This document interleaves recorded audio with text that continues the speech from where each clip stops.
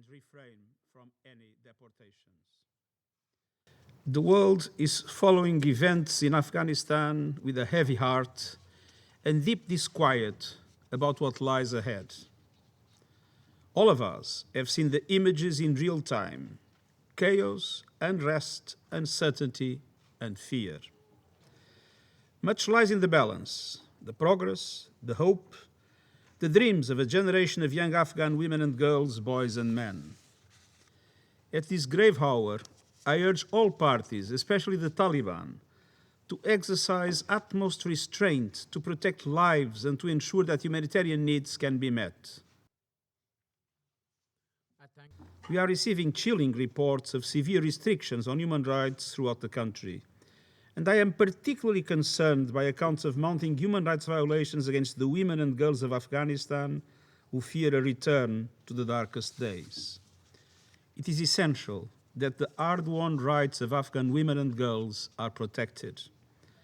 They are looking to the international community for support, the same international community that assured them that opportunities would be expanded, education would be guaranteed, freedoms would be spread, and rights would be secured.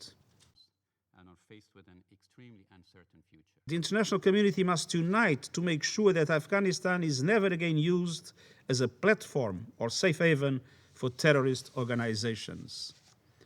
I appeal to the Security Council and the international community as a whole to stand together, to work together and act together, and use all tools at its disposal to suppress the global terrorist threat in Afghanistan and to guarantee that basic human rights will be respected. The United Nations presence will adapt to the security situation, but above all, we will stay and deliver in support of the Afghan people in their hour of need. Looking ahead, I call for an immediate end to violence, for the rights of all Afghans to be respected, and for Afghanistan to comply with all international agreements to which it is a party. We are extremely concerned about Taliban's not honoring their promises and commitments made in their statements at Doha and at other international fora. We've witnessed time and again how Taliban have broken their promises and commitments in the past.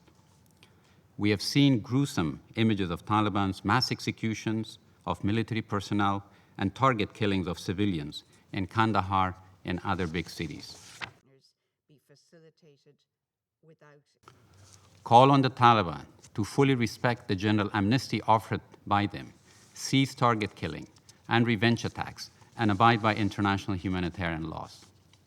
Urge that no public institutions and service delivery infrastructure be demolished, including works of arts in museums and media institutions. Thank you, Mr. President. Secretary-General Guterres. President Biden has made clear that any action that put U.S. personnel or our mission at risk will be met with a swift and strong military response.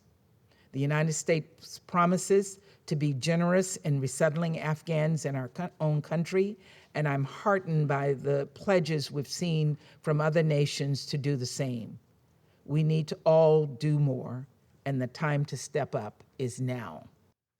I thank the representative of Kenya. Women of Afghanistan, we hear you, and we hear your pleas to the international community at this dark time. The fear, indignation, and sense of betrayal you feel is understood. It is righteous. I call on this Council to stand with the women of Afghanistan. Their rights and their future participation in Afghan society cannot be sacrificed. This is our shared responsibility at this table. It must be our shared priority also. All of us around the table can and should agree that as a non-negotiable principle in all discussions, the rights of women in Afghanistan must be protected. This is the future of Afghanistan.